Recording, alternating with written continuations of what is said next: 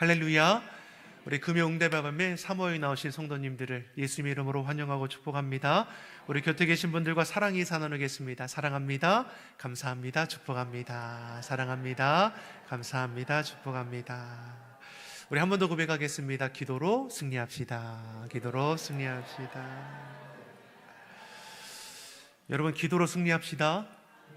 시대의 어려움 앞에 우리가 무엇으로 이겨나갈 수 있느냐? 하나님을 향한 신뢰, 믿음으로 우리는 깨어 기도함으로 이겨낼 수 있습니다. 세상의 가치 기준이 우리를 흔듭니다. 사람의 말과 시선이 우리를 요동하게 합니다. 우리를 견고히 지키는 것은 무엇입니까? 주의 말씀을 붙들고 여호와 하나님의 은혜를 의지하며 기도하여 나아갈 때 우리는 감당할 수 있는 그런 지혜와 능력을 덧입게 될 줄 믿습니다. 기도로 승리하는 우리 시온성교회 온 성도가 되기를 예수님의 이름으로 축복합니다. 갈멜산에서 엘리야와 또 바알과 아세라 선지자 그리고 이스라엘 백성들이 모이지 않았습니까? 이곳에서 대결이 벌어지게 됩니다. 대결이 펼쳐지기에 앞서서 엘리야가 이스라엘 백성들에게 선언하지 않았습니까? 너희가 언제까지 두 사이에서 머뭇하려느냐? 이스라엘 백성들은 하나님의 택한 백성입니다. 하나님의 백성이죠. 하나님의 백성이 우상신과 하나님 사이에서 머뭇하고 있습니다. 말도 안 되는 상황이죠. 말도 안 되는 상황을 이스라엘 백성들이 살아가는 것이죠. 우리도 마찬가지 아닙니까? 하나님의 자녀 아닙니까? 하나님의 자녀이면서 여전히 세상에서 머뭇하며 이리저리 방황하고 배회하고 분명히 하나님의 택하신 것이 무엇인지 알면서도 우리는 주저하고 있는 일이 있는 것이죠. 이스라엘 백성들 똑같습니다. 하나님에 대한 확신도 없고 믿음도 없으니 이렇게 갈팡질팡 하는 것이죠. 그러한 이스라엘 백성들에게 엘리야 선지자가 대결을 통해서 하나님이 참되신 분임을 증거하겠다라고 선언하고 있는 것이죠. 엘리야는 두 송아지를 가져오게 한 후에 저들에게, 우상의 선지자들에게 한 송아지를 택하게 하고 각을 떠서 나무 위에 놓아 놓게 하고 자신도 동일하게 나무 위에 올려두게 해야 됩니다. 그런 후에 바알과 아세라 선지자들에게 너희는 너희 신을 부르고 나는 여호와 이름을 부르리니 이에 제물 위에 하늘에 불이 떨어져서 제물을 사르면 그분이 참되신 신이라 고백되는 대결이 되는 것이죠. 그리고 이 대결을 이스라엘 백성들도 옳다라고 여겼습니다. 지금 이스라엘 백성들은 하나님과 바알 사이에 머뭇거리고 있습니다. 확신이 없으니까 이리저리 상황에 따라 달라지는 것이죠. 엘리야는 그런 이스라엘 백성들에게 결단할 수 있도록 증거를 보이겠다 말하고 있는 것이죠. 하나님이 참된 신이 되심을 하늘에서 불이 제물에 떨어지는 것으로 증거를 보이겠다 선언하고 있습니다. 그 광경을 보고 너희는 갈팡질팡하던 그 마음을 돌이켜서 하나님 앞에 온전히 설 것을 결단하라는 것이죠. 확실한 증거가 있으면 변화는 일어나게 되어 있습니다. 그들의 생각을 바꾸고 행동을 결심하게 할 것입니다. 이러한 모습은 우리에게도 있습니다. 하나님의 살아계심을 인정하지만 우리도 확실한 증거를 요구할 때가 있습니다. 우리는 여호와 하나님을 믿고 의지하여 하나님의 때를 기다리지만 문제 앞에 이 문제가 해결됨을 통해서 하나님이 정말 살아계신가 우리도 눈으로 보기를 원할 때가 있는 것이죠. 내 힘으로 감당하지 못할 문제를 만나게 됐을 때 즉시로 해결됨을 통해서 하나님이 살아계시는구나, 우리가 이러한 증거를 보기를 원하는 겁니다. 능하신 주님을 의지하면서 회복되기를 구하며 찾을 때에 응답의 결실을 통해서 하나님의 살아계심을 우리도 보게 되는 것이죠. 증거는 우리의 신앙을 더욱더 견고하게 할 것이죠. 그리고 무엇보다 증거는 따라오는 것입니다. 무엇이 우선입니까? 믿음이죠. 우리는 믿음을 통해서 증거를 보는 것이죠. 믿음에 굳게 서서 감사함이 따라오게 되어 있는 것입니다. 사울은 예수님을 핍박하던 자 아니었습니까? 믿는 자들을 핍박하러 가던 도중에 빛 가운데 임하시는 부활의 예수님을 만났습니다. 그로 인해 그 눈이 멀게 되지 않습니까? 그리고 주님의 인도하심으로 그 눈을 다시 뜨게 되었을 때 그 인생은 이전과는 너무나 달라지게 되었습니다. 주님을 경험한 이후에는 사울은 핍박자에서 주의 복음을 전하는 전도자가 되었습니다. 확실한 증거를 통해 그 인생이 달라졌습니다. 이처럼 확실한 증거는 우리 인생을 바꾸게 될 것입니다. 그래서 우리가 우리 자녀를 위해 기도할 때 뭐라고 기도합니까? 특별히 오늘 밤에 고등부가 겨울 수련회를 지금 대부들 진행하고 있는데, 뜨겁게 예배하고 기도할 때 주의 은혜가 저들 가운데 충만하게 임할 수 있도록, 주님을 뜨겁게 체험할 수 있도록, 그것이 증거가 되는 거 아니겠습니까? 우리도 날마다 주의 증거 가운데 살아가는 삶이 돼야지 그 어떤 환경 가운데 누워있을지라도 흔들리지 않을 수 있는 것이죠. 저와 여러분의 삶의 자리에도 신앙의 증거가 넘쳐나기를 예수님의 이름으로 축복합니다. 본문 25절의 말씀을 다시 한번 읽어보겠습니다. 25절의 말씀입니다. 엘리야가 바알의 선지자들에게 이르되 너희는 많으니 먼저 송아지 한 마리를 택하여 잡고 너희 신의 이름을 부르라. 그러나 불을 붙이지 말라. 아멘. 엘리야는 너희의 수가 많으니까 먼저 너희가 시작해보라는 거죠. 바알 선지자 450명, 아세라 선지자까지 하면 850명입니다. 그들 모두가 자신의 신을 부른다 생각해 보십시오. 얼마나 그 갈멜산이 진동하겠습니까? 그런데 그 수가 많다고 무조건 증거가 나타났냐? 그렇지 않습니다. 바알의 선지자들이 많다고 바알이 참 하나님으로 증명되는 겁니까? 이단의 수가 많으면 많을수록 그 거짓된 신이 참된 신이 되는 겁니까? 아닌 것이죠. 수가 많고 적음이 중요한 것이 아니라 믿는 대상이 진짜이냐 가짜이냐가 증거의 핵심인 것이죠. 사랑하는 성도 여러분, 거짓은 거짓일 뿐입니다.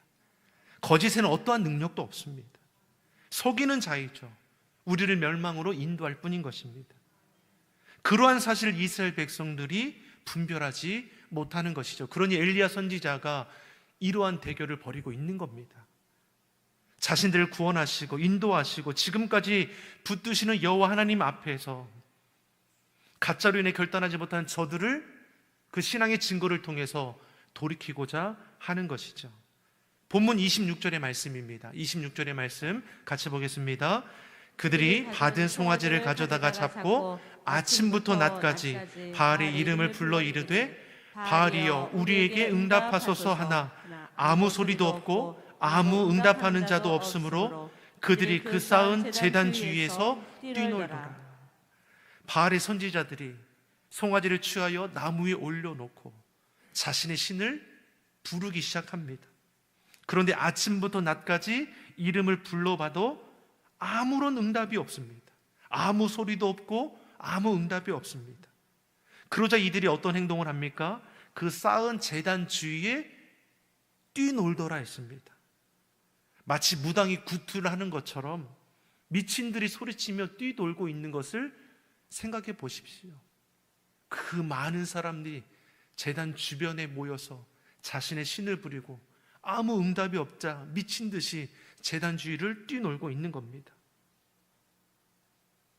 29절에 보면 저녁 소재 드릴까지도 아무 소리도 아무 응답이 없습니다.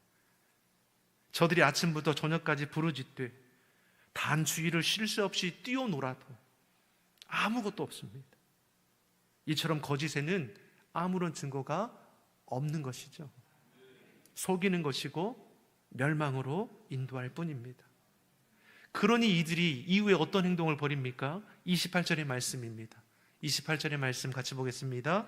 이에 그들이 큰 소리로 부르고 그들의 규례를 따라 피가 흐르기까지 칼과 창으로 그들의 몸을 상하게 하더라. 아침부터 저녁까지 부르짖고 미친 듯이 단을 뛰놀아도 아무런 응답이 없자 이들이 칼과 창으로 자신의 몸을 상하게 했습니다. 칼과 창으로 자신의 몸을 상하게 하는 것이 28절에 자신들의 규례를 따라했다라는 것이죠. 이들의 규례가 무엇입니까? 그 몸을 상하게 하면서까지 자신의 피를 뿌리면서까지 자신들의 신을 불렀다라는 것이죠. 속담에 빈수레가 요란하다는 말이 있습니다. 소리를 지르고 자해를 하고 요란하기만 합니다. 그런데 아무것도 없습니다. 엄청난 것처럼 미혹해 보지만 아무 소용도 없는 것이죠. 이처럼 거짓된 것에 가짜에게는 기대할 것이 하나도 없습니다. 반면에 엘리야는 진짜를 보여주죠. 엘리야를 통해 신앙의 증거가 나타납니다. 신앙의 증거를 확실하게 경험할 방법을 엘리야가 오늘 우리에게 보여주고 있습니다. 그것이 무엇이냐? 30절의 말씀입니다. 30절의 말씀을 같이 보겠습니다. 엘리야가 모든 백성을 향하여 이르되 내게로 가까이 오라. 백성이 다 그에게 가까이 가매 그가 무너진 여호와의 제단을 수축하되. 아멘. 엘리야가 모든 백성으로 가까이 오게 한 후에 어떠한 일을 지시합니까? 무너진 여호와의 단을 수축하는 일입니다. 신앙의 증거를 확실하게 경험할 수 있는 방법이 무엇입니까? 무너진 여호와의 단을 수축하는 것이죠. 무너진 단을 바르게 세우기만 하면 하나님께서 그곳에 불로 역사하실 것입니다. 다시 말하면 허물어진 여호와의 단을 정리하여 다시 세우지 않고는 절대로 증거를 기대할 수 없는 것이죠. 사랑하는 성도 여러분, 우리가 신앙의 증거를 경험하고 싶다면 무너진 예배의 단을 세워야 하는 것이죠. 여러분, 예배가 회복돼야 합니다. 예배가 먼저죠. 증거가 먼저가 아닙니다. 증거는 따라오는 것이죠. 하나님을 향한 무너진 제단이 다시금 세워져야 하는 것입니다. 허탄한 것을 쫓아나감을 통해서 소홀히 했던 그 제단을 다시금 수축해야 하는 것이죠. 그래야 변화가 있습니다. 그래야 회복이 일어나는 것이고 하나님의 증거를 경험하게 되는 것입니다. 바알 선지자, 아세라 선지자들이 아침부터 저녁까지 자신들의 신을 부르기를 반복하고 그것도 안 되니까 단 주변을 미친 듯이 뛰놀고 그래도 안 되니까 소리치면서 칼과 창으로 자신들의 몸을 자해하지 않습니까? 그래도 아무런 응답이 없습니다. 무엇을 말합니까? 가짜 신앙으로 사는 것은 언젠가 들통이 나게 되어 있습니다. 우리의 신앙이 빈수레처럼 요란하기만 하는 신앙이 되어서는 안 되는 것이죠. 사람들 보기에는 거룩하고 신앙의 깊이가 있고 정말 믿음 좋은 것처럼 살아가는 것지만 하나님 앞에 서게 됐을 때 온전히 드러나게 되는 것이죠. 주여 주여 하는 자마다 천국에 들어갈 것이 아니라고 했습니다. 다만 하늘에 계신 내 아버지의 뜻대로 행하는 자라야 들어가리라. 우리가 붙들어야 할 것이 무엇입니까? 하나님의 약속의 말씀임을 잊지 않기를 간절히 소망합니다. 말씀보다 자꾸만 내 생각과 계획이, 내 고집과 욕심이 우선되게 될 때 우리는 아무것도 아닙니다. 그러나 어떠한 형편과 상황에 놓여 있을지라도 하나님의 말씀을 우선하며 말씀을 앞세워 나아갈 때 역사하는 증거를 보게 될 줄 믿습니다. 우리 안에 무너진 예배의 제단이 다시금 세워져야 합니다. 여러분, 다른 것으로 대신할 수 없습니다. 믿는 자는 예배가 기본이죠. 봉사하고 사명 감당하는 것은 부수적인 겁니다. 지속적으로 예배의 제단을 쌓는 것이 능력의 비결임을 우리는 기억해야 할 것입니다. 저와 여러분이 2025년 올 한 해 예배의 성공자가 되어서 신앙의 증거를 날마다 경험하기를 예수님의 이름으로 축원합니다.